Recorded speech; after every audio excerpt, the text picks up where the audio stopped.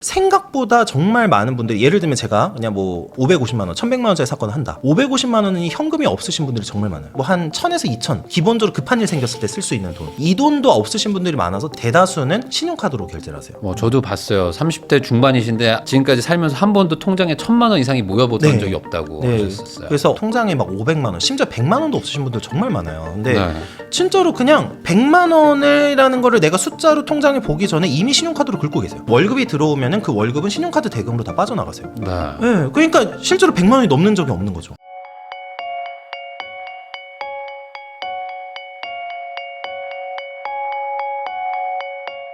안녕하세요. 부익남TV의 부익남입니다. 오늘은 조금 특별한 분을 모셨습니다. 인생 컨닝 채널을 운영하고 계시죠. 박종경 변호사님 모시고 인생은 도대체 어떻게 살아야 되는가, 그리고 이제 이런 좋은 인생을 살기 위해서는 어떤 그 부분들이 필요한지 한번 이야기 나눠보도록 하겠습니다. 변호사님 안녕하세요. 네, 안녕하세요. 네. 네, 이 변호사님 사실 바쁘실 텐데 그 막 책도 쓰시고 또 이제 막 채널도 운영하시고. 네, 정말 이게 하루하루 되게 바쁘실 텐데 또 나와주셔서 감사합니다. 제가 초대해 주셔서 정말 감사합니다. 또 이번에 또 인생의 컨닝 페이퍼라는 또 책도 쓰셨는데 네. 사실 이 제목만 보면은 인생에 뭔가 그 뭐랄까 답이 있다, 그런 의미 아니겠습니까? 사실 컨닝 페이퍼라는 게 이제 뭐 답이라고 하면은 굉장히 오만할 수 있으니까 이제 보통은 제가 이제 그런 표현을 좀 드리긴 해요. 이제 시행착오를 조금 줄일 수 있는 정도의 수준의 책이랄까. 그래서 뭐 사실 사람마다 이제 다 정해진 답으로 뭐 살아가시는 건 아니겠지만 조금이나마 이제 시행착오를 좀 줄이면서 가는 게 뭐 책이나 어떤 다른 간접 경험을 통해서 얻을 수 있는 게 아닌가 해서 이제 그런 컨셉으로 조금 책을 한번 써보긴 했습니다. 네. 근데 이제 채널도 그렇고 이제 약간 변호사님이면 보통 이제 법률 얘기 이런 것들을 할 거라고 생각하는데 뭐 이렇게 인생 얘기 많이 하시잖아요. 맞습니다. 그럼 뭐 이 책도 어쨌든 어떤 그런 말을 하고 싶은 게 있어가지고 이제 쓰신 것 같은데 어떤 의도로 이 책을 쓰신 걸까요? 제가 이제 사실은 이제 이 책에서 그래도 제일 얘기하고 싶었던 게 20대 분들이나 30대 분들의 경우에 좀 인생에서 어떻게 살아야 되는지 어떤 방향성이나 이런 걸 고민하시는 분들이 많으실 거라고 생각을 해요. 그래서 이 이제 어떻게 살아야 될까를 고민할 때 이제 한 번쯤 보면은 좋겠다라고 생각을 해서 이제 그런 이제 책을 한번 써보게 된 거고 채널의 컨셉도 이제 제 이제 채널 이름 인생 컨닝인데 그게 어떤 거였냐면 저는 이제 아주 잘 사는 법까지 말씀드릴 정도의 수준의 사람은 아니지만 적어도 실패하지 않는 쪽으로 하는 실패하지 않는 쪽 뭐 그래서 제 채널에서 뭐 어떤 절약이라든지 뭐 사기를 당하지 않는 법이라든지 아니면 뭐 아주 나쁜 사람을 만나지 않는 법이라든지 이런 부분에 대한 얘기를 많이 드리거든요. 그래서 그런 내용을 좀 담았다 이렇게 생각을 해주시면 될 것 같습니다. 그러면은 이제 아무래도 이제 젊은 분들이 대부분 이제 어떤 실패에 대한 두려움도 있고 뭐 도전하다가 좀 뭐 안 좋게 되면 어떡하지 이런 걱정도 있는데 가장 큰 게 뭐 결혼 아니겠습니까? 요즘에 특히 이제 변호사님들 만나면은 다 결혼이랑 뭐 이혼 이런 얘기들을 많이 한단 말이죠. 네, 정말 많이 하죠. 이 결혼에 대해서도 이제 실패하지 않아야 될 텐데 이 결혼 뭐 어떻게 좀 잘하는 방법이 있을까요? 결혼이 이게 이제 결국에는 뭐 원론적인 답은 뭐 자기에게 맞는 사람 찾으라 이렇게 표현을 드리는데 근데 이게 사람마다 자기가 원하시는 분을 만난다고 해서 결혼 생활이 행복한 건 아니더라고요. 근데 이제 일반적으로는 기초적으로 배우자가 어느 정도는 갖춰야 될 어떤 자질이랄까 이런 게 있는데 그 자질에 대해서 좀 책에서 얘기를 합니다. 어떤 게 있는 거예요? 네, 그 아마 부익남님께서도 많이 말씀하시는 주제긴 하지만 기본적으로 경제관념에 대한 얘기를 많이 해요. 경제관념. 네, 그 경제관념인데 그 제가 주변에서 뭐 월 1000만 원, 뭐 정말 많이 버신 분, 뭐 월 1억이나 뭐 이런 정말 고소득을 올리시는 분들도 이제 이혼으로 가시는 경우도 꽤 많이 있습니다. 그게 이제 내가 이제 생각하는 것보다 배우자가 훨씬 더 많은 소비를 하는 경우도 있고요. 그리고 반대로 어떤 이런 경제관념이 없다 보니까 계속해서 노력을 하면서 살아감에도 불구하고 어떤 자산의 축적이라든지 이런 거가 안 되는 경우들도 있어서 이제 가장 기본적인 요건으로 이제 경제관념을 많이 말씀을 드리고 있어요. 그러면은 이게 결혼하고 나서 알게 되면 이혼밖에 없는데 결혼하기 전에 알아야 실패를 좀 덜 거 아닙니까? 네. 결혼하기 전에 어떤 걸 좀 따져야 될까요, 그러면? 제가 이제 많이 말씀드리는 주제가 그겁니다. 이제 실제로 그 사람을 알아볼 수 있는 순간들이 있는데 그 순간들 중에 제일 대표적인 게 결혼을 준비하기 시작하는 시점입니다. 약간 늦은 거 아니에요? 네, 조금 늦었는데, 그러니까 이제 식장 잡는 것부터 시작하는 거죠. 식장 잡는 것부터 그때부터가 진짜 그 사람이 어떤 경제관념이나 이런 어떤 합리적 소비라든지 이런 거를 확인할 수 있는 시간이거든요. 그래서 제가 알기로도 그 부익남님께서도 영상 만드실 때 그런 조언 하시잖아요. 끝까지 이제 결혼 어떻게 될지 모르니까. 그럼요. 전 예비 신랑 예비 신부 쓰는 거 좀 조심하라고 하거든요. 저도 그거 조심하라는 그런 네. 말씀 많이 드리는데 그래서 실제로 이제 뭐 예식장부터 뭐 어떤 이제 뭐 해외 이제 신혼여행이라던가 뭐 아니면 다른 어떤 가정가구 특히 뭐 처음에 집을 구하는 과정 네. 이런 부분들이 그 사람이 이제 자산에 대해서 어떻게 생각을 하는지 네. 뭐 아니면은 뭐 삶에 대해서 어떻게 생각하는지를 조금 확인할 수 있는 순간이 아닌가. 그러면은 뭐 본인이 어떤 능력 대비 너무 과도한 거를 뭐 당연하게 생각한다. 이런 부분은 조심하라. 이렇게 생각하면 될까요? 맞습니다. 당연히 이제 그 뭐 자산이나 어떤 능력이나 소득이 높으신 분들의 경우에는 거기에 맞게 이제 해주면 네. 되는데 제가 이제 좀 이혼 소송에서 경험을 하는 부분은 그 부분이 이제 내 어떤 자산이나 소득 수준에 비해서 너무 높으신 분들이 좀 있어요. 간혹. 기준 자체가. 예, 기준 자체가 너무 높고 특히 이제 타인과의 소비를 그러니까 타인과의 인정 어떤 타인과 계속해서 막 얘기를 하다 보니까 옆에 있는 내 친구는 이 정도는 해갔는데 그렇죠. 이 정도 집은 들어갔는데 나는 왜 못 들어가지라는 생각을 하시면서 뭐 아니면 또 뭐 결혼식도 호텔 뭐 호텔이나 아주 고가의 이제 네. 결혼식을 올리신다거나 이런 분들이 있는데 이제 이러다 보면은 이제 계속해서 뭐 경제관 차이 또 삶에 대한 어떤 가치관 차이가 많이 느끼게 되면서 결혼 후에도 조금 사이가 안 좋아지시는 그런 케이스들도 분명히 있거든요. 네. 그러면은 이런 건 있지 않습니까? 그러니까 예를 들어 뭐 남자 쪽이 그렇든 뭐 아내 쪽이 그렇든 되게 부잣집이에요. 근데 나는 뭐 상대적으로 뭐 부자는 아닌데 어쨌든 뭐 한쪽이 돈이 많으니까 그래서 뭐 이렇게 좀 기준을 높일 수도 있는 거 아니겠습니까? 그럼요. 그거는 당연히 뭐 그렇게 하시는 거는 두 분이 이제 맞춰서 네. 하시는 자유인데, 이거는 이제 제 좀 경험을 말씀드리면은, 그 케이스 같은 거 소송 케이스 같은 걸 하다 보면은 저는 그래서 한쪽이 너무 경제적으로 너무 큰 차이를 보이는 결혼을 아주 추천드리는 편은 아니에요. 안 좋은 케이스가 많았나 보죠. 예, 이게 왜 그러냐면 어떤 분이 이제 살아왔던 게 자산에 따라서 사실은 살아왔던 라이프 스타일이 좀 다르거든요. 근데 네. 이게 이제 다르신 분들이 너무 만나게 되면은 서로가 이런 부분을 맞춰가는 게 굉장히 어려운 경우를 많이 접하거든요. 그래서 뭐 평소에 내가 이제 뭐 취미로서 쉽게 즐기던 부분도 결혼을 하면 원래는 이제 그 자산을 부모님이 원래 지원을 해주고 있는 상황들이 많았었기 때문에 네. 이제 부부가 맞춰가려면 조금 뭐 이제 소비 수준을 줄여야 된다거나 이러시는 경우들이 있는데 이 과정에서 이제 많이 다툼이 생기고 그다음에 이제 제가 방송에 제 채널에서도 많이 말씀드리는 게 한 번 올라간 소비 수준을 내리기는 어렵다고 제가 항상 말씀드리거든요. 그래서 이거를 이제 그래서 결혼 전에 어떤 소비 같은 거를 소비 생활을 어떻게 하시는지를 조금 한번 보시고 서로 좀 맞춰가는 경험 그리고 맞춰가는 노력을 좀 하실 필요가 있다. 근데 이게 너무 안 맞는다고 하면은 조금 천천히 신중하게 네. 결혼을 고민해 보셔라 이렇게. 그러면 또 이혼 소송 이런 것도 많이 해보셨으니까 저축을 많이 하는 사람이 있고 결혼 전에 또 저축을 좀 안 하고 막 이렇게 쓰는 분도 있잖아요. 네네. 그럼 저축을 안 하고 좀 쓰는 분들이 나중에 좀 문제되는 케이스들도 좀 있나요? 꽤 많이 있는데 이제 일단은 결혼하고 나면 가장 크게 이제 불거지는 문제가 교육비 문제입니다. 교육비. 예, 이제 자녀분들 교육비 문제가 있는데 이 자녀분들 교육비 문제가 이게 사람마다 기준이 너무 천차만별이에요. 그래서 어떤 분은 뭐 그냥 제가 흔히 말하는 뭐 영어 유치원을 보내야 된다. 또 이제 뭐 학교 이제 초등학교 들어가면은 사교육을 어느 정도 시킬 것이냐. 네.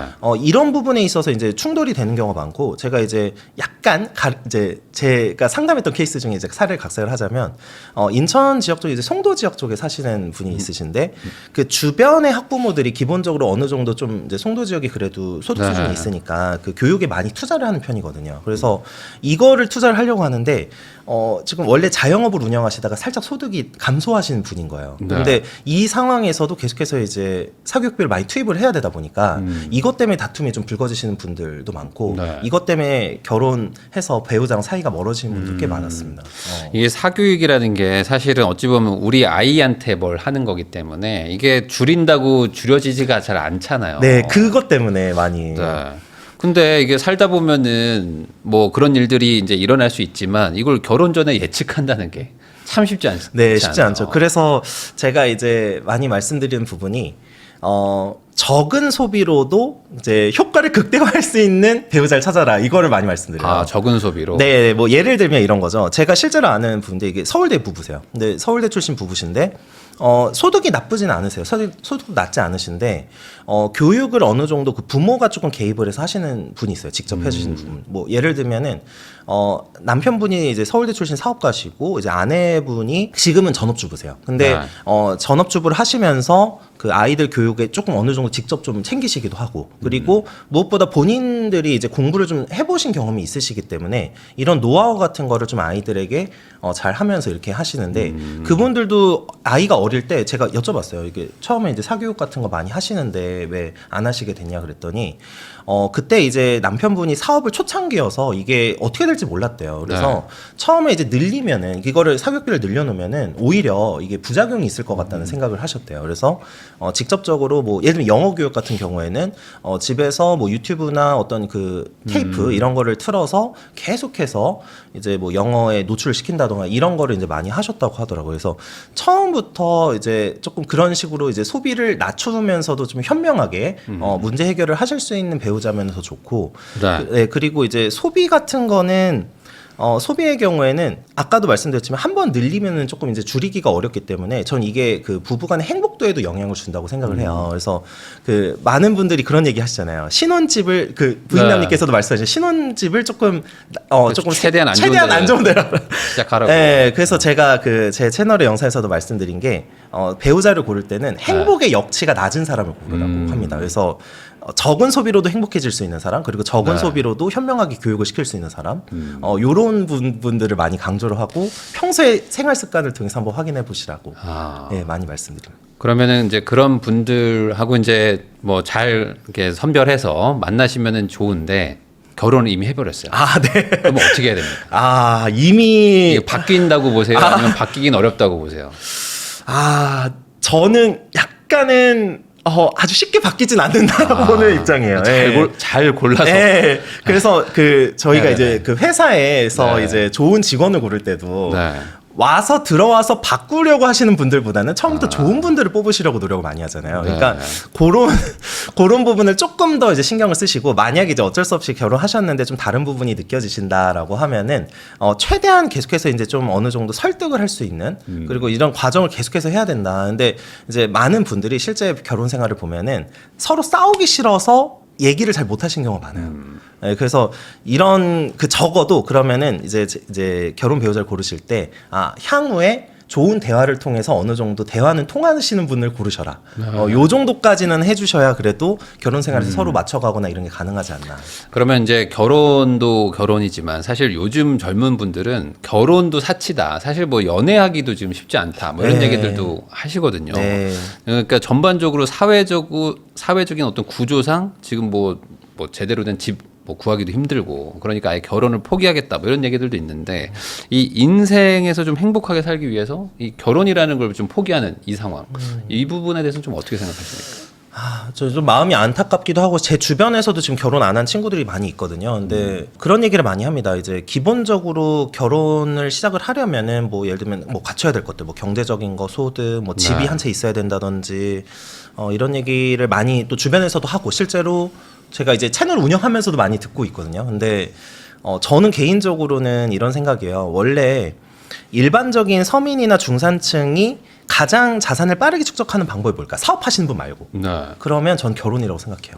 그러니까 미래를 위한 선택에서도 전 결혼이 나쁘지 않다고 생각을 하고 네. 저희도 이제 처음에는 그냥 그 이제 뭐 특정 지역을 언급하진 않겠지만 아주 이제 값이 높지 않은 전셋집에서 시작을 했었는데 전세 이자로 그때 이제 6-70만 원 정도 한 달에 나가는 수준이었어요. 그래서 이제 와이프도 이제 다행히 좀 전문직이고 일을 하는 친구여가지고 같이 일을 하면서 이렇게 해서 이제 하고 있는데 지금은 이제 서울로 이사를 했지만요. 근데 그때도 느꼈던 게 이게 혼자서 열심히 물론 벌어서 되게 잘 되시는 분들도 분명히 있습니다. 그러니까 혼자 자산을 축적하셔서 잘 되시는 분들도 분명히 있는데 실제로는 둘이 합쳐서 모으면 훨씬 빠르다. 그렇죠. 예, 그리고 이거를 이제 마인드를 잘 맞출 수 있는 분하고 결혼을 하면 행복도도 높아지는 데다가 소위 말하는 이제 요즘에 많은 분들이 서울에 집값이 너무 비싸서 못 들어오신다 이런 얘기 말씀 많이 하시잖아요. 근데 서울에서 물론 뭐 고가의 지역까지는 어렵겠지만은 뭐 중위권이나 중하위권 지역의 경우에는 그래도 지금 뭐 7-8억대, 뭐 10억대까지는 이제 할 수 있으니까 두 분이 합심해서 열심히 어떤 소득 활동하면서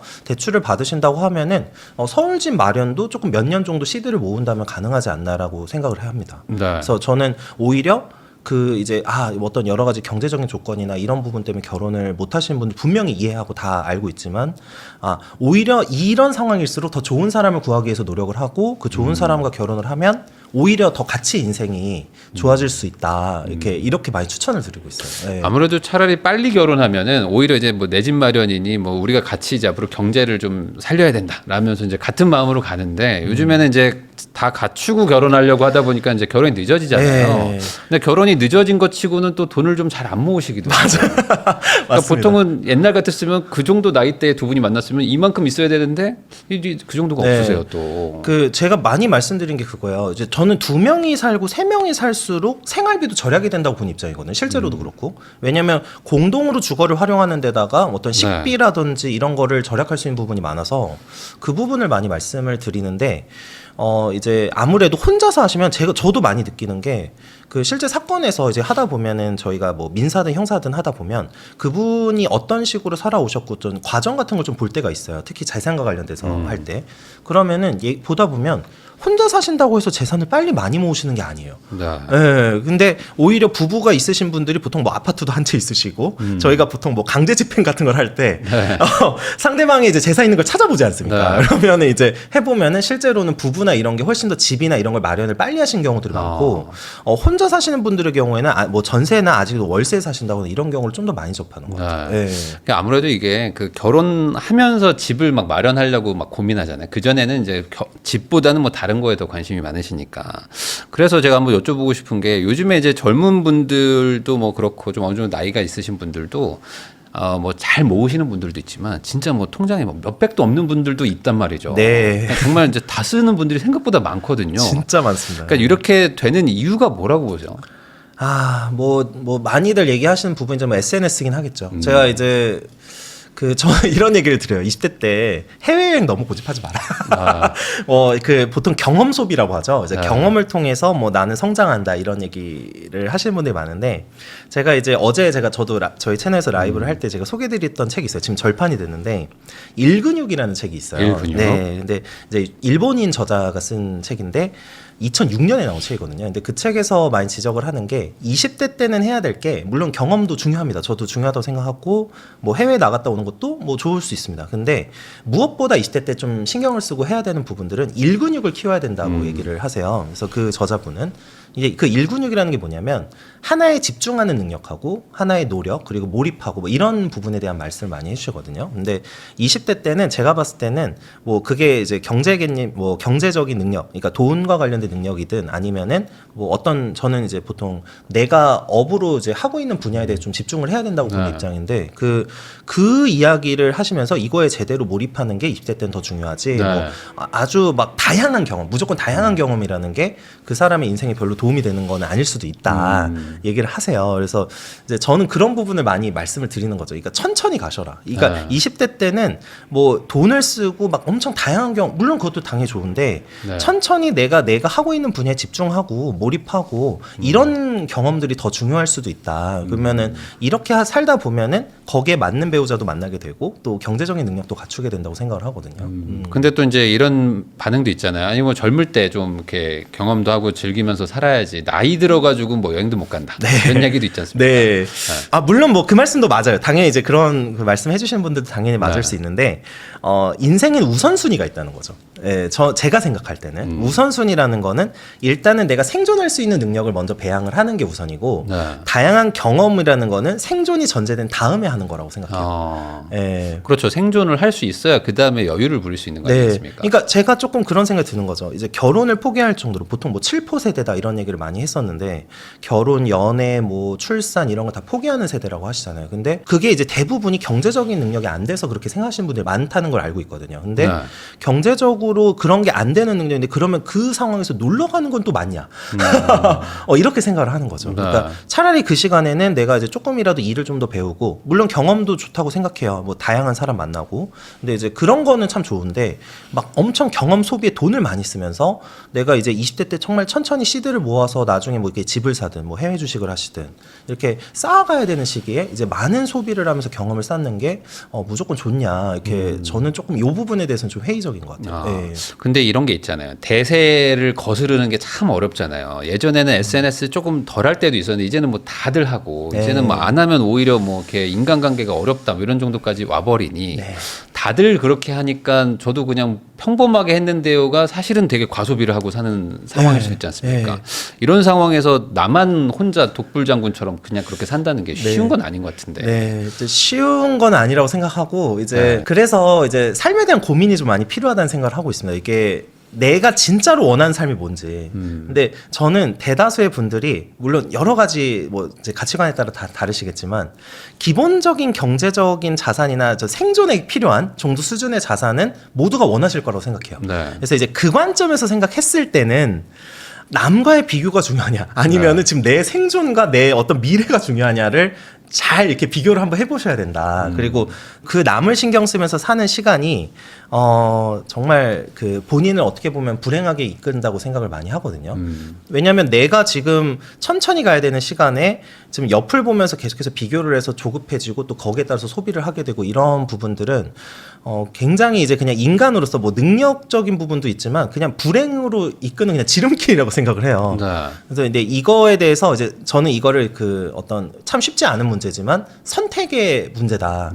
내가 남을 신경 쓸 거냐, 진짜 내 인생을 신경 쓸 거냐는 결국에 이거는 정말 자기가 선택할 수 있는 부분이다. 네. 뭐 정말 뭐 어떤 분이 사업을 하셔서 정말 대성을 하고 성공을 하시고 이런 거는 운의 영역도 있고 여러 가지가 복합적으로 작용하지만 적어도 남과의 비교랑 나의 삶 중에서는 나의 삶을 선택하는 것까지는 의지를 할 수 있다.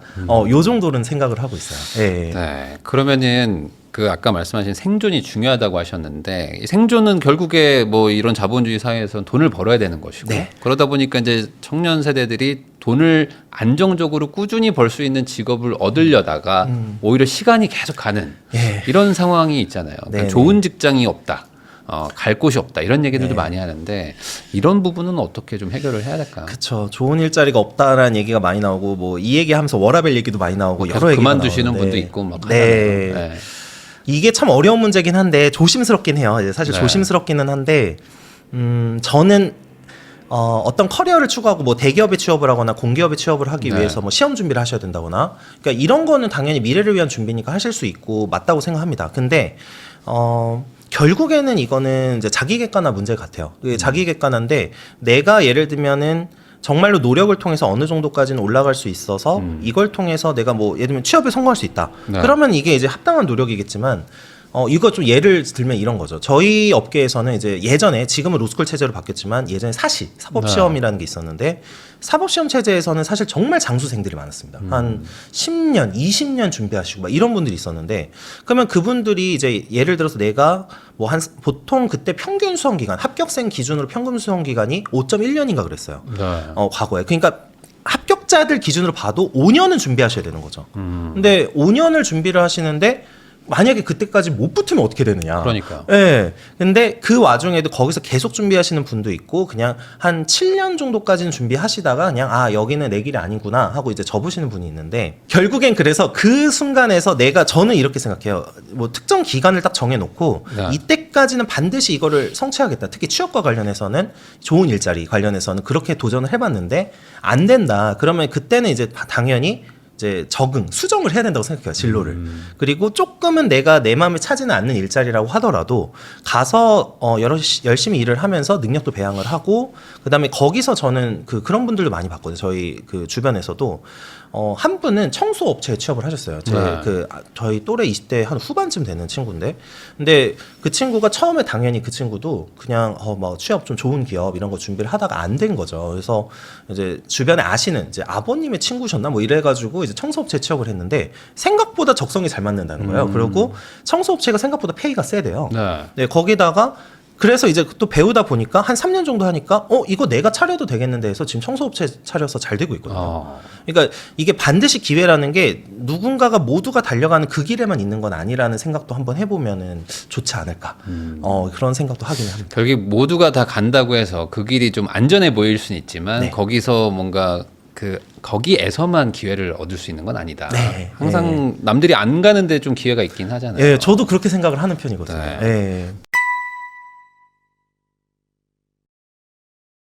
사실 변호사님 보시면은 뭐 이렇게 고생 안 하신 것처럼 생겨셨는데 사실 되게 어릴 때부터 좀 고생을 많이 하셨고 네. 그래서 어찌 보면 좀 극복하신 그런 좀 삶을 좀 사신 것 같더라고요. 네. 그래서 뭐 그런 것들도 한번 얘기를 해주시면 좋을 것 같아요. 왜냐면은 충분히 좀 이렇게 잘 되지 않을 확률도 많았는데 어떻게 이렇게 참고 네. 이렇게 잘 하셨는지. 예, 이제 일단은 이제 좀 가정 형편도 어려웠고 좀 가정에 불화가 있었던 집에서 제가 자랐고요. 그래서 이제 조금 안 좋은 조건이 좀 있는 편이었어요. 물론 저보다 어려우셨던 분들도 분명히 있을 거기 때문에 이거 무슨 뭐 이걸로 자랑하고 싶거나 그런 건 아닌데 네. 다만 이제 그 환경에 맞춰서 적응하려다 보니까 뭐 사실 이제 제가 중학교 때 잠깐 보습학원 정도 다닌 거 말고는 사교육은 못 받았거든요. 네. 그래서 이제 예를 들면 고등학교 때 사교육을 이제 안 받고 공부를 할 수 있는 방법을 고민을 하게 된 거죠. 뭐 고민을 하게 되다. 그러니까 누가 뭐 안 시켜주니까. 그렇죠. 네. 뭐 예를 들면 그때 저희 이런 것도 있었어요. 뭐 강남구청 인강이라고 해가지고 네, 맞아요. 예, 네. 그때 막 무료로 막 이런 네. 것도 해주시고 그리고 EBS도 활용하고 그 다음에 뭐 책 같은 거 보면서 제가 알기로는 부익남님께서도 처음에 그 부자 아빠 가난 아빠 같은 맞아요. 책 보시면서 하셨던 걸 알고 있는데 저도 처음에는 어떻게 살아야 될지 모르니까 네. 이제 책을 많이 봤었던 것도 있었고 그리고 제가 아시는 지금 또 이제 그 미용기기 쪽 하시는 대표님께서도 굉장히 어려운 시기에 이제 정말 저보다 더 어려우셨더라고요. 제가 이제 이건 사고 나면서 알게 됐는데 저보다 어려우셨던 환경이었는데 사업도 성공시키시고 그분도 이제 좀 명문대 연세대에 들어가셨어요. 근데 그분도 공부를 하신 걸 보니까 진짜 소름 돋게도 혼자서 공부하고 어떤 좀 환경이 안 됐는데 뭔가 이뤄낸 사람들이 공부한 방법이 거의 유사한 거예요. 그래서 그분하고 제가 했었던 방법은 뭐였냐면은 그냥 한마디로 말하면은 원리 이해 쪽에 집중하는 거였어요. 원리 이해를 하는데 왜 그러냐면 제가 말씀드리면 사교육이 가장 장점은 뭐냐면 나를 쉽게 이해시켜 준다는 거거든요. 그러니까 네. 강의를 통해서 내가 모르는 부분 이해시켜 주는 그런 게 가장 큽니다. 근데 이거를 근데 혼자 하려고 하니까 방법이 없는 거죠. 그러면은 그분도 그렇고 저도 그랬는데 어떻게 했었냐면은 저는 그때 당시 개념서를 한 권만 보지 않고 여러 권을 막 여러 번 돌려봤어요. 이게 왜 이렇게 한 거냐면 개념서를 한 권만 파도 충분합니다. 충분한데 예를 들면 그 개념서에서 다루지 않는 개념이 있을 수도 있고 그 개념서의 설명에서 이해가 안 되는 부분이 있을 수 있어요. 그러면은 이거를 나의 식으로 좀 더 쉽게 표현해 줄 수 있는 사람이 다른 쓴 책이 있거든요. 그러면 이제 이런 책을 한 번씩 보는 거죠. 그래서 이제 개념서 위주로 공부를 하되 여기서 이제 뭐 시험 문제나 이런 거는 뭐 사교육이나 이런 거 좀 어려우니까 가장 해설지가 아주 자세히 달려 있는 책을 고르셔라고 맨날 추천드려요. 해설지가 가장 자세한 책 그리고 약간 문제집이나 이런 것도 이제 구입하시기 좀 어려우셨던 분들은 무조건 기출 문제를 이제 한 3개년에서 10개년 정도를 뽑아서 이 부분에 대해서 한 문제를 여러 가지 방법으로 풀어보셔라 이렇게 말씀드리거든요. 그러면은 되도록이면 거의 이제 많은 돈을 쓰지 않고서 어느 정도는 조금 이제 좀 효율적으로 공부하실 수 있다고 많이 말씀을 드리는 편이에요. 그래서 좀 이런 약간 어려운 환경이나 조금 좀 순탄치 않았던 분들의 네. 경우에는 결국에는 불리한 환경에서 시작한다는 걸 인정은 해야 된다고 생각해요. 인정은 하고 그 대신 이제 이거를 이제 극복할 수 있는 방법을 나에 맞게 좀 계속해서 만들어내야 그래도 이제 조금씩 나아질 수 있다 이렇게 좀 생각을 하고 있습니다. 그럼 어릴 때 상황이 좋지 좀 않으셨는데 그때 나는 공부를 통해서 이 상황을 극복해야겠다라고 네. 뭐 어느 순간 마음을 먹으셨나 보죠. 네, 사실 그거밖에 할 게 없어요. 왜냐하면 제가 자라났던 지역이 아주 뭐 부유한 지역까지는 아니에요. 그 지역이 이제 거의 그때 당시에 월세가 10에서 15만 원 정도 수준의 뭐 다세대 뭐 이런 지역이었는데 그 지역에서 했던 친구들 옆에 있는 친구들을 보면은 대부분 어땠냐면은 이제 공부 쪽으로 가지 않았던 친구들의 경우에는 물론 이렇게 해서 잘 풀린 분들도 있지만 대체적으로는 뭐 그 소위 말하는 이제 좀 이렇게 저임금의 어떤 일자리로 갈 수밖에 없었어요. 그래서 네. 저걸 보면서 내가 저쪽의 방향성으로 가게 되면은 내가 벌 수 있는 돈도 한계가 있고 그러면 거기서는 내가 이제 사업을 하거나 이쪽으로 가야 되는데 솔직히 좀 흑수저나 이런 좀 어렵게 자란 분들의 조금 좀 불리한 점이 뭐냐면 사업 같은 걸 시도할 때 굉장히 리스크가 너무 높다는 거예요. 그렇죠. 망하면 큰일이니까. 네, 망하면 큰일이니까. 그래서 일단 어느 정도 기반을 만들어 놔야 사업을 할 수가 있는데 이거에 대해서 굉장히 어렵다 보니까 그러면 일단 처음에는 안전판을 깔아놔야겠다. 근데 안전판 중에서 지금도 이거는 맞는 말이라고 생각하는데 아직까지는 그래도 좋은 대학이나 이런 쪽으로 공부를 열심히 해서 가는 게 아직까지는 저는 괜찮다. 이렇게 보는 입장이거든요. 그래서 공부를 좀 하게 된 거죠. 오히려 그렇게 내가 해야지만 되겠다라고 마음 먹어서 더 공부를 더 잘하게 된 거 아닐까요? 그러니까 사교육이 꼭 있냐 아니냐는 네. 중요한 게 아닌 것 같아요. 저도 이 말씀에 되게 공감하는 게 이제 결과적으로 공부도 의지의 문제예요. 의지랑 이제 내가 어떤 식의 마인드를 갖느냐의 문제가 크거든요. 근데 요즘에 이제 유튜브 다른 채널 영상들을 보면은 막 학력의 필요성이 없다, 뭐 좋은 대학 필요성 끝났다 이런 얘기를 하시는 분들도 있어요. 근데 뭐 그런 부분도 일정 부분 당연히 저도 동의하는 부분도 있지만 제가 생각했을 때는 가장 쉽게 내가 만날 수 있는 사람의 풀을 바꿀 수 있는 방법이 좋은 대학에 가는 방법이에요. 이게 왜 이거를 계속 말씀드리냐면 내가 어려운 상황에서 자라게 되면 그 어려운 상황에서 올라갈 때 가장 붙잡는 게 주변 사람 인간 환경이에요. 근데 네. 예를 들면 내가 보고 배울 대상이 없어요. 보고 배울 대상이 없고 그 다음에 친구들도 예를 들면 서로 이렇게 어떤 조언을 해줘야 되는데 조언이 이게 맞는지 안 맞는지 몰라요 서로. 네. 서로 내가 이렇게 살았으니까 뭐 그렇다 이런 거지 뭐 이거를 알 수가 없는데 보통 내가 만나는 사람의 풀을 바꾸고 그러면 이제 훨씬 더 이제 많은 걸 듣게 되고 좀 많은 거를 해결책을 찾을 수가 있는데 그 해결책을 찾을 때 이제 이제 환경을 바꿀 수 있는 게 아직까지는 그래도 좋은 학교에 가는 게 좀 효과적이다 이렇게 말씀을 드리는 거거든요. 이 사회생활을 할 때도 사실 마찬가지인 것 같아요. 그러니까 옛날에 내가 알던 친구들 만나는 것도 뭐 좋지만 사실 완전 새로운 환경에 있는 사람들 만났을 때 또 받아들이는 뭐 새로운 정보 같은 네. 것들도 있잖아요. 이런 맞습니다. 세상이 있었구나. 맞습니다. 그러니까 결국에 이제 상황이 좀 안 좋으신 분들도 많은데 이런 분들이 그 안에 계속 있으니까 더 그게 해결이 좀 안 되는 거. 네, 저는 그분들이 좀 이제 그때 느끼는 걸 아는데 되게 답답한 거예요. 왜냐하면 내 주변에서는 예를 들면 그냥 제가 좀 특정 표현 쓸게요. 그냥 월 200만 원의 소득을 올리고 있다 주변인 분들이. 네. 그러면은 월 300만 원의 소득을 올리고 있는 분들은 어떻게 올리는지를 모른다는 거죠. 그러니까 그냥 단적으로 얘기를 하자면. 그러니까 이게 비유긴 하지만 단적으로 얘기하자면 그런 건데 그래서 그러면 내가 200에서 300만 원으로 올라가려면 어떤 걸 해야 되는가를 고민할 때 이거에 대해서 이제 주변 사람들의 영향을 많이 받는다는 거죠. 예를 들면 어떤 친구는 저 업종을 하니까 돈을 좀 잘 버네. 이런 거를 볼 수가 있어야 되는데 이거를 볼 만한 환경에 이제 좀 속하지 못하면은 계속해서 이제 내가 이제 답답한 거죠. 해결책을 못 찾으니까. 네. 그러면은 이렇게 해서 이제 사회생활을 한 분들을 대상으로 좀 아마 이런 질문이 나올 것 같은데 결국에 그러면 이제 직업은 정해졌고 돈은 이제 벌기 시작했어요. 그럼 이제 착실하게 모으려고 마음을 먹었습니다. 네. 근데 이런 분들이 결국에는 돈을 어느 정도 모은 다음에 뭐 투자를 할까? 아니면 그냥 투자하면서 같이 모을까? 이거를 이제 전략을 세운단 말이죠.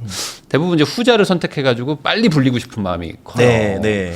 이거에 대해서 좀 좋다고 보세요?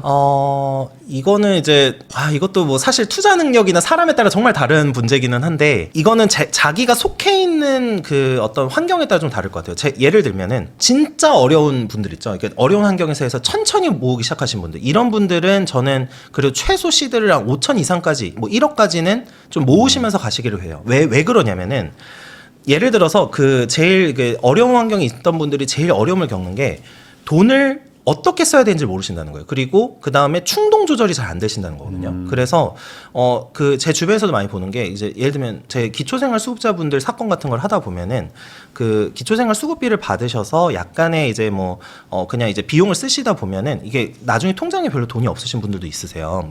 그러다 보면은 이게 이제 돈을 쌓아가는 경험 자체를 못 하시게 되는 부분들이 있거든요. 근데 처음부터 투자를 했을 때 잘하시는 분들은 정말 좋은데 그 투자를 하다 보면은 이게 이제 계속해서 투자 손실을 보면서 통장에 돈이 쌓이는 어떤 경험이나 맛을 못 느끼시는 분들이 있어요. 그래서 이런 분들의 경우에는 처음에 그래도 그냥 시드를 좀 모으시고 좀 투자를 조금 이제 연구를 하고 공부를 하면서 조금 모인 다음에 하시는 게 좀 좋다고 생각하고 원래부터 기본적으로 또 가정 환경이나 어떤 투자 마인드나 이런 게 탑재돼 있으신 분들이라고 하면은 그냥 모으면서 바로 하셔도 나쁘지 않겠다 이런 생각을 좀 하고 있습니다. 저도 봤어요. 30대 중반이신데 지금까지 살면서 한 번도 통장에 1,000만 원 이상이 모여본 적이 없다고 하셨었어요. 그래서 어떤 분 실제로 이런 케이스 많이 보는데 저희가 변호사잖아요. 변호사 이제 착수금을 받고 이제 사건을 접수를 하잖아요. 근데 생각보다 정말 많은 분들이 예를 들면 제가 그냥 뭐 550만 원, 1,100만 원짜리 사건을 한다.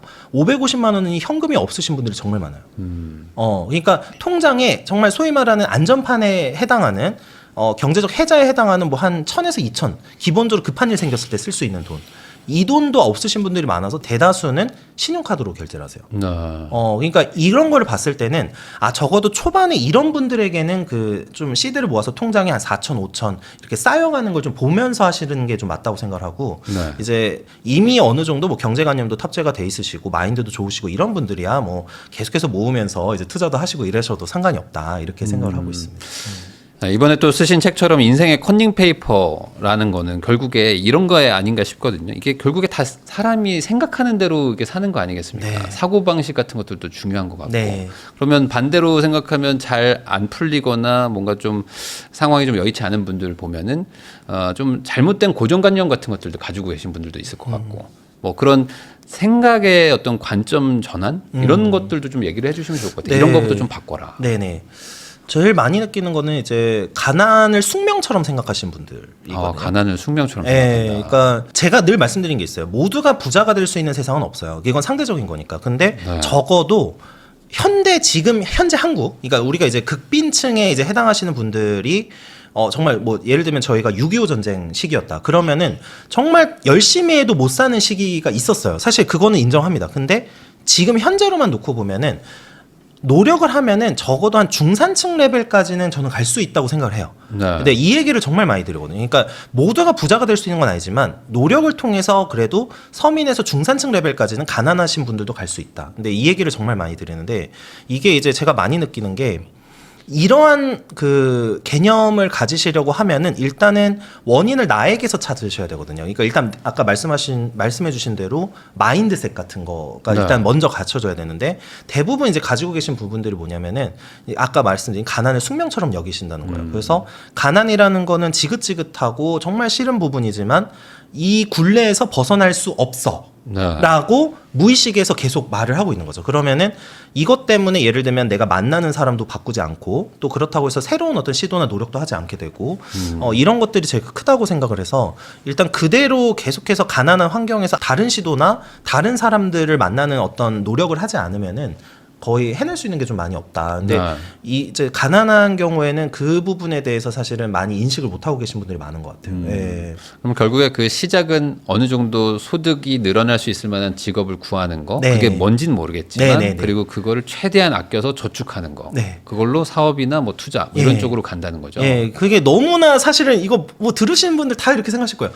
당연한 얘기 아니야? 네. 근데 진짜 세상에 당연한 거를 못 하시는 분들이 정말 많습니다. 그러니까요. 네. 그러니까 이거는 당연하게 하시는 분들은 당연하게 받아들이는데 다른 분들은 이거는 상상도 못했던 일이라고 하시는 얘기도 많아요. 그 이제 아까 말씀해주신 대로 이제 통장에 막 500만 원, 심지어 100만 원도 없으신 분들 정말 많아요. 근데 네. 그 왜 그럴까 되게 고민이 되잖아요. 근데 진짜로 그냥 100만 원이라는 거를 내가 숫자로 통장에 보기 전에 이미 신용카드로 긁고 계세요. 예, 신용카드로 이미 긁으시니까 이제 월급이 들어오면은 그 월급은 신용카드 대금으로 다 빠져나가세요. 네. 예, 그러니까 실제로 100만 원이 넘는 적이 없는 거죠. 신용카드부터 끊어야 될까요? 예, 신용카드부터 끊어야 되고. 네. 근데 이제 결과적으로 말씀드리고 싶은 거는 그러니까 이 당연한 거를 왜 못하냐라고 생각하는 게 중요한 게 아닌 거죠. 그러니까 이 당연한 거가 당연한 게 아니라고 생각하는 게 먼저라는 거죠. 네. 그러니까 모두가 당연하다고 생각하는 말이 실제로 당연하지 않은 거죠. 네. 예, 이거부터 깨닫는 게 전 중요하다고 생각합니다. 그럼 아마 이제 변호사님 얘기를 딱 들으면 이렇게 받아들이는 분들도 있을 것 같아요. 결국에 노력이 부족하다는 얘기 아니냐. 네네네. 근데 노력한다고 무조건 되는 것도 아닌데. 네. 그러니까 요즘에 막 소위 말하는 기성세대 분들이 청년 세대한테 너네 노력을 안 해서 그런 거야. 네. 이렇게 얘기하면은 뭐 우리 세대가 지금 옛날하고 다르다 이러면서 막 또 싸우잖아요. 네, 맞아요. 이게 노력이라는 것만으로 정말 이게 해결이 되는 건지 아니면 이 노력의 기준 자체가 지금 서로 다르게 얘기를 하고 있는 건지. 이게 진짜 어려운 문제긴 한데요. 네. 제가 생각했을 때는 그렇다고 생각해요. 이제 아까도 그래서 말씀드릴 때 부자가 되는 건 좀 다른 영역인데 그래서 늘 말씀드린 게 이제 서민이나 중산층 레벨까지는 갈 수 있다고 한 게 이거는 노력의 양과 질을 조금만 높이려는 노력을 하면은 여기까지는 갈 수 있다고 보는 거죠. 네. 그리고 이제 소위 말하는 노력이 부족하다. 이제 네. 이제 뭐 꼰대라고 하는 그 네. 부분에 대한 말씀을 해주셨는데, 저는 이렇게 생각해요. 저희 부모님 세대가 이제 보통 그 말씀 많이 하시죠. 50대, 60대 분들 뭐 이런 얘기를 많이 하시는데, 나이든 기성세대가 말씀하신다고 해서 그 나이가 들었다고 해서 그 하시는 말씀이 다 틀린 건 아니다. 맞는 말은 맞는 말인 거고 아닌 건 아닌 거죠. 근데 예를 들어서 노력이 그럼 부족하다고 했을 때 그러면 이제 뭐 사회 구조적인 문제가 없냐? 그렇지는 않죠. 당연히 그거를 뭐 모르신 분은 없을 거라 생각해요. 사회 어떤 구조적이나 어떤 업계 뭐 예를 들면 지금까지 경기 침체가 있다. 이러면 당연히 영향을 받는 게 사람이니까 어쩔 수 없지만 이 와중에도 예를 들면은 할 수 있는 것들이 있는 거죠. 그러니까 그거를 먼저 고민하고 집중하는 게 맞다고 생각하고 이거를 고민하고 집중하는 과정이 이제 노력이라고 저는 보는 거죠. 근데 뭐 예를 들면 어떤 분이 그러실 거예요. 노력만 한다고 다 성공하는 거 아니던데 이렇게 당연히 많이 맞죠. 근데 그러면 또 반대로 생각하면 그럼 노력을 안 하면 뭘 할 거냐는 거죠. 네. 그러니까 왜 계속 이제 이런 거를 이분법적으로 보냐? 그냥 노력을 해서 나쁠 건 없잖아요. 그러면 하는 거죠. 근데 노력을 한다고 무조건 성공하는 건 아니지만 노력을 해서 나쁠 건 없으니까 하는 거고. 제가 요즘에 이제 전세 사기 문제가 많잖아요. 네. 그러면은 전세 사기를 좋다. 전세 사기가 많이 일어나는 어떤 법률적인 문제가 분명히 있어요. 어떤 허점 같은 게 있거든요. 그리고 이거는 정말 슬프게도 모든 전 세계의 사회에 다 있는 문제예요. 그러니까 법은 항상 시대나 사회 변화보다 느립니다. 느리기 때문에 항상 허점을 찾아내시는 분들이 있어요. 네. 그러니까 법에서 허점을 찾아내시는 분들이 항상 있거든요. 근데 이거는 그래서 계속해서 이제 수정 보완하는 이런 과정을 거쳐야 되는데 그러면 여기서 할 게 또 뭐냐 이거죠. 예를 들면은 전세 사기를 안 당하기 위해서 기본적인 임대차 보호법 정도는 공부를 해야 되는 거죠. 네. 그리고 뭐 기본적인 매매할 때 필요한 거 정도는 공부를 해야 되는 거죠. 뭐 대출이 나오는 거 정도는 또 기본적으로 어느 정도 공부해야 되는 거죠. 근데 이런 공부도 아예 안 하고 이제 그냥 불평불만만 하는 거는 의미가 없다. 그러니까 이런 것이 저는 노력이라고 보는 거고요. 그리고 일과 관련해서도 뭐 예를 들면 이제 요즘에 이제 4.5일제 논의가 많이 나오고 있는데 이게 지금 좀 냉정하게 말씀드리면은 열심히 하시는 분들이나 좀 그래도 기본적으로 내가 계층을 좀 약간은 업그레이드 하셨다라고 생각하시는 분들의 경우에는 4.5일째 일하시는 분들은 없어요, 사실. 예, 사실은. 그래서 이게 듣기 좋은 얘기는 아니에요. 솔직히 뭐 일 많이 해야 된다는 얘기니까 결국에 듣기 좋은 얘기는 아닌데 어쩔 수가 없어요. 왜냐하면 제 주변에 아까 말씀드린 이런 다른 대표님들 연세대 뭐 이렇게 해서 자수성 가신 대표님도 어떤 얘기를 하시냐면은 저희가 이제 내기를 언제 하냐면은 밤 12시에 하거나 주말에도 얘기를 해요. 근데 주말에 사무실 나와 있다.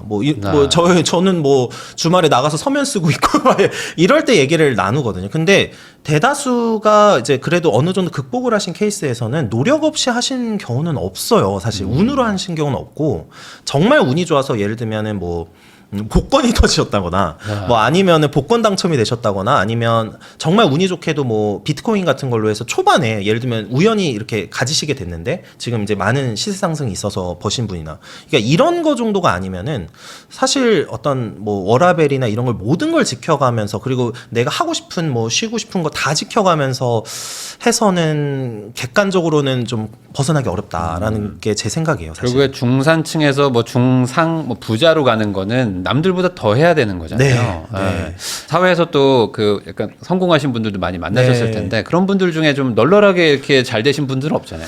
제가 본 바로는 없습니다. 그러니까 잘 되시고 나중에 약간 은퇴 겸 쉬시는 분들은 있어도 그렇죠. 대부분 일을 줄이시는 거지. 그거는 이제 예전에 초반에 일을 그러면 대충 했냐? 그거는 절대 그렇죠. 아니죠. 대부분 다 막 미친 듯이 하잖아요. 네. 그러면 아마 이게 반대로 질문이 나올 수도 있을 것 같은데 그렇게 해서 돈을 많이 벌고 그러면 과연 행복해지는 건지 그게 인생의 행복이냐 이 부분에 대해서는 어떻게 생각하십니까? 네. 그거는 이제 나중에 고민도 될 문제다. 아니 그냥 4.5일째로 좀 이렇게 금요일 오후에 네네. 금요일 점심부터 이제 좀 편하게 즐겁게 사는 것도 괜찮지 않을까? 예, 그럼요. 당연히 괜찮은데요. 네. 이거죠. 이제 제가 말씀드린 거는 인생에서 공짜는 없다는 거고 그리고 이 돈을 예를 들어서 벌어서 이걸 통해서 의미 있는 어떤 소비, 의미 있는 경험을 해서 이제 더 행복해질 수도 있는데 네. 이제 너무 빨리 포기할 필요는 없다는 거죠. 제 생각에는. 근데 예를 들어서 그거를 이게 어떤 데서 나오는 문제냐면은 20대랑 30대 때 어떤 의사결정을 하는지에 대한 문제예요. 이게 20대, 30대부터 처음부터 이제 4.5일제나 워라밸을 추구하면서 그때 행복을 이제 느낄 것이냐, 아니면은 조금씩 미래를 좀 대비하는 관점에서 노력을 하다가 그러한 것을 이제 40대, 50대 때 누리실 거냐에 대한 문제라고 생각을 하거든요. 근데 이거는 개인의 의사결정이니까 제가 뭐 비판을 하거나 그럴 필요는 전혀 없는 부분이지만, 이제 저나 이제 제 주변을 봤을 때는 일을 열심히 하시면서도 행복하신 분들도 분명히 있고, 그러니까 이제 4.5일제로만 해야지 행복한 건 아니라는 거죠. 거기에다가 미래에 대한 대비나 이런 거가 이제 하면서도 충분히 행복을 느낄 수 있는데 꼭 너무 4.5일제나 지금 당장 어떤 워라밸이나 행복을 느끼는 쪽에 집중을 할 필요가 있는가? 같이 갈 수도 있는데. 그리고 주변에서는 그런 얘기 많이 하세요. 어떤 이제 이분도 이제 되게 정말 좀 성공하신 분이에요, 소위 말하는. 근데 일을 하실 때 일을 취미라고 생각하신대요. 하나의 게임으로 생각하시더라고요. 그래서 일을 해나가고 이거를 이제 쌓아나가는 그 과정 자체를 즐기시는 분들도 있거든요. 그러니까 이렇게 되면은 그 과정을 통해서 행복을 느끼시는 거죠, 그분은.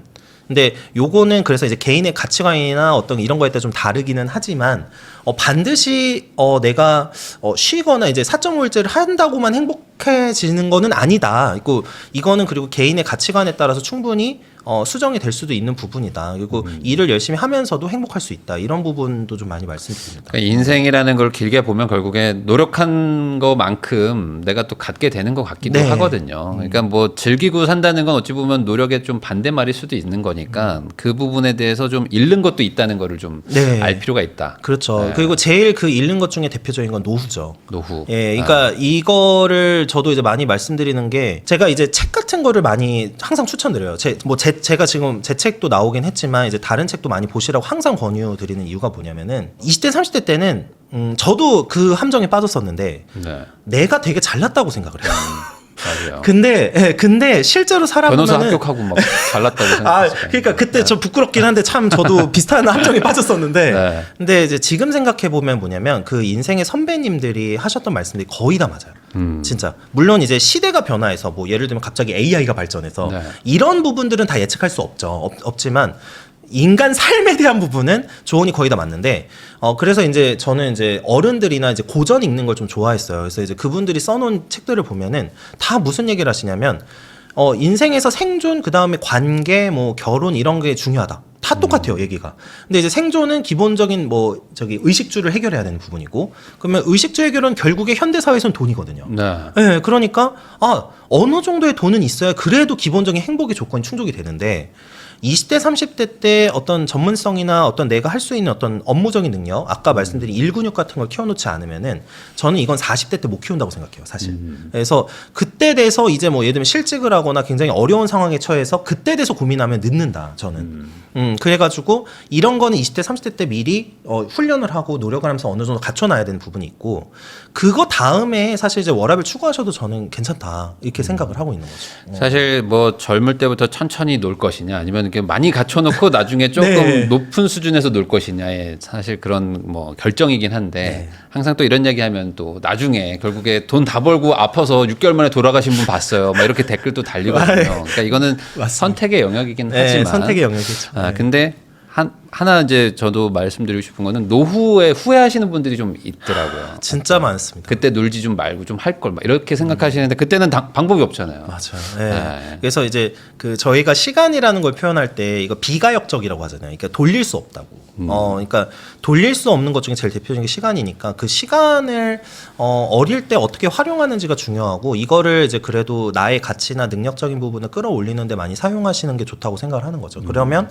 그게 이제 저는 그 제 책에서 이렇게 표현했어요. 복리 이자로 쌓인다고. 그러니까 단순히 돈도 이제 투자했을 때 복리로 쌓이는 부분이 있지만, 능력적인 거나 어떤 이런 것도 복리로 쌓인다고 저는 많이 말씀을 드리거든요. 그게 20대, 30대 때 복리로 쌓으면은 빨리 쌓을수록 엄청 효과적이에요. 근데 이게 40대 돼서 복리로 쌓으려면 시간이 부족하기 때문에 조금 더 효과가 더 적거든요. 그리고 사람이라는 게 나이가 들어가면 어쩔 수 없이 경험하는 게 좀 새로운 걸 빨리 받아들이기가 점점 어려워지거든요. 그러니까 이런 거를 20대, 30대 때 해놔 주시면은 오히려 더 좀 풍요롭고 의미 있는 노후, 그리고 좀 행복한 노후를 보내실 수 있지 않을까? 라는 게 이제 조심스러운 제 생각이에요. 예. 그러면 이번에 또 인생의 컨닝 페이퍼라는 책을 또 쓰셨는데 사실 어찌 보면 자수성가 하신 거잖아요. 정말 뭐 네, 어릴 부끄럽지만 자수성가까지는 아닌데 그래도. 그냥 먹고 사는 수준은 된 것 같습니다. 그렇게 얘기하면 또 뭐라고 합니다. 또. 아 그런가요? 지금 그냥- 전문직 부부라고 하셨잖아요. 아 그렇긴 한데. 네, 그리고 또 이제 성공한 분들도 많이 보셨을 거고. 예. 그리고 어찌 보면 본인 스스로 또 인생을 또 바꾸신 거잖아요. 이게 어찌 보면 되게 잘 안 될 수도 있었는데 본인의 노력으로 또 극복하신 케이스니까 네. 이렇게 좀 인생을 바꾸는 사람들 그런 사람들의 공통점은 뭔지 그리고 지금 내가 바꾸고 싶다면 뭐부터 하면 좋을지 얘기해 주시면 좋을 것 같아요. 네. 일단 첫 번째 말씀드리고 싶은 건 오기예요, 오기. 오기. 예. 그러니까 내가 진짜 정말 그러니까 이런 표현 제가 한번 썼어요, 사실. 지긋지긋하다. 그러니까 예를 들면 가난이나 불행이 지긋지긋하다. 근데 정말 지긋지긋해야지 사람이 움직이는 것 같아요. 정말 지긋지긋해야. 살만하면 안 해요? 네, 저는 살만하면 아주 그 정도로 절실해지려면 정말 지긋지긋하게 실어야 된다고 생각해요. 그래서 이제 이 부분에 대한 말씀을 좀 드리고 싶어요. 그래서 오기는 먼저 일단 갖추셔야 된다고 생각을 하고, 그다음 이제 두 번째는 내 기준치를 올려야 된다고 생각해요. 그래서 네. 이 기준치를 올리는 보통 뭐 앵커링이라고 표현하신 분도 있는데 내가 이제 저기다가 기준을 어떤 줄을 내가 타고 올라가야 되는데 줄을 어디에 걸 거냐의 문제죠. 네, 그러니까 높은 데 걸 거냐 아니면은 그냥 낮은 데 걸 거냐인데 인생을 바꾸신 분들을 보면은 일단 본인의 기준치가 굉장히 계속해서 높이는 쪽으로 선택을 하세요. 그래서 이 뭐 예를 들면 주변에 성공하신 분을 보고 예를 들면 지금 부익남처럼 성공하신 분을 보고 아 저분처럼 열심히 해봐야겠다라고 생각을 하시는 분은 기준치를 높이 거는 거예요. 네, 근데 아이 저 사람은 그냥 저 뭐 운도 따랐고 뭐 저랬으니까 성공한 거야.